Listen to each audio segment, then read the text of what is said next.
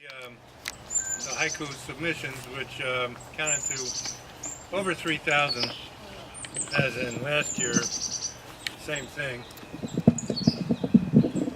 Anyway, and they came from every state in the Union, plus Hong Kong, Egypt, and Romania. The interesting thing about the Romanian submissions, there was 12 of them, as opposed to 3 for each of the other two, is that we asked the judges to give us a list of 90 or so poems for honorable mention, and 8 of the ones from Romania made it in there.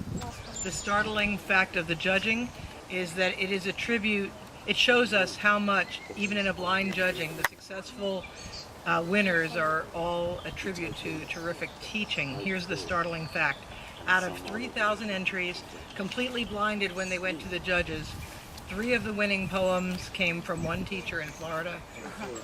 4, and the other group of winners came from a teacher in California, and among the runners-up was a big cluster from this teacher in Romania. So we know now that we're spot on in our work to fund teachers teaching haiku as a way of teaching children how to relate to this incredible art. I'll give you the whole title of the 2016 Nick Virgilio National 7th through 12th grade haiku competition winners. Now the first one's from the Sage Hill School, Newport Coast, California, teacher Arlie Parker. And I'm going to read each of them twice in case, well, it's just a good idea. And Nick started that process. Hours after practice, just me and Dad hitting into the dark. Hours after practice, just me and Dad hitting into the dark. That was from Connor Bach, 12th grade, as I said, in the Sage Hill School. The second one goes this way. Okay, the second one goes this way. Cracked tractor seat, waiting for Papa's return. Cracked tractor seat, waiting for Papa's return. This is from Ashton Carroll, 10th grade, taught by Tom Painting in the Padilla School. That was 10th grade at the Sage Hill School. Now the next ones are from the Padilla School in Atlanta, Georgia, and the teacher is Tom Painting.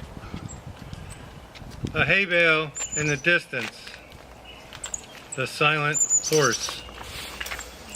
A hay bale in the distance, the silent horse.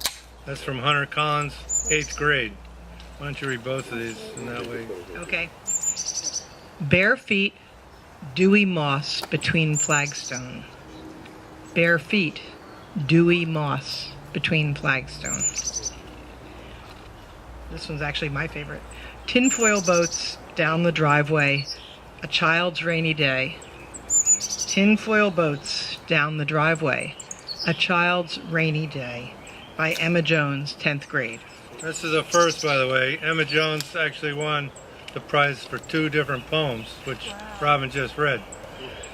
And the last winner, from Ellie Woodcock, 8th grade, also from the Padilla School in Georgia. Late winter morning, a broken bench, alone in the woods. Late winter morning, a broken bench, alone in the woods. Again, these were judged by the Haiku Society of America, totally blind judging. We were asked to cull some of the poems from the submissions so that we didn't hand over 3,000 poems to the judges as we did last year. So we didn't feel up to it just ourselves, so we hired Donna, Beaver, and Alan Pizzarelli to join us in this culling, and I think we wound up culling 90% of the poems. So out of these 300 we sent to the judges, these were the winners. And one more thing I'd like to emphasize, although this may be confusing to some people. We've been calling it a haiku contest, but we noticed that 90% of the submissions were not actually haiku.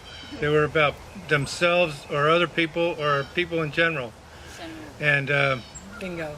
Alan Pizzarelli was saying this is not haiku, this is senryu, and we should make the distinction. So we're going to try to follow that. What is unless senryu? anybody. Senryu is okay. poem. You too. Senru, as opposed to haiku, which is a poem about nature, Senru is a poem about human nature. So we will probably broaden the title of the contest to be the Haiku and Senru contest, just to be correct going forward. And This year, as always, everyone will be invited to come up and share, I guess, up to 3 poems, we usually say. Henry and I will save ours for after some other people have had a turn here. And then I know George has some announcements that we can share in about what's going on with the Writers' House.